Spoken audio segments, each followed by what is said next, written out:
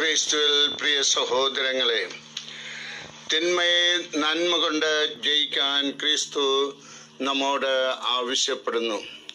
പത്രോസേ, നിന്റെ വാൾ ഉറയിലിടുക എന്ന് എന്നെ ദൂഷണം പറയുന്നവനെയും എന്നെ ശപിക്കുന്നവനെയും തിന്മ ചെയ്യുന്നവനെയും സ്നേഹിക്കുന്നതാണ് ക്രിസ്തീയത.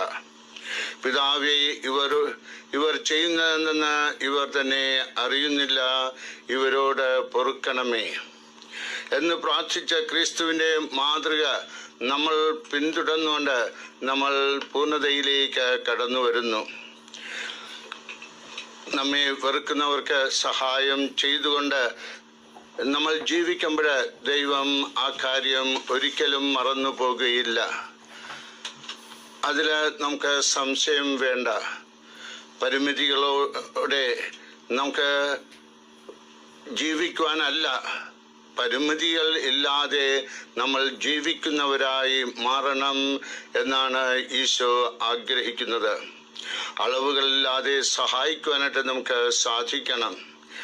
ക്ഷമ, സഹനം എന്നിവയുടെ മൂർത്തഭാവമാണ് കുരിശിലെ രക്ഷ.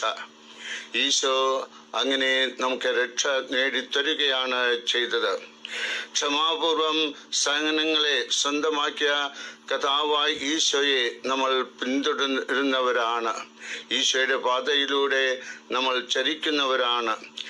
അങ്ങനെ കർത്താവ് നമുക്ക് രക്ഷ പ്രദാനം ചെയ്തതുപോലെ നമ്മളും മറ്റുള്ളവർക്ക് രക്ഷ പ്രദാനം ചെയ്തുകൊണ്ടുള്ള ഒരു ജീവിതത്തിലേക്ക് കടന്നു വരണം എന്നുള്ളതാണ് ഈശോ ആഗ്രഹിക്കുന്നത്. അതിനാൽ നമുക്ക് ക്ഷമിക്കുവാനും സഹിക്കുവാനും നമ്മുടെ ജീവിതത്തിൽ സാധിക്കണം.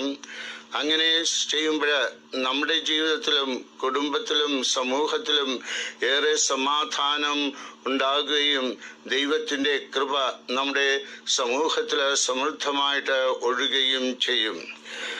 ക്ഷമിച്ചുകൊണ്ട് തന്നെ ആയിരിക്കണം നമ്മുടെ ജീവിതം മുന്നോട്ട് പോകേണ്ടത്.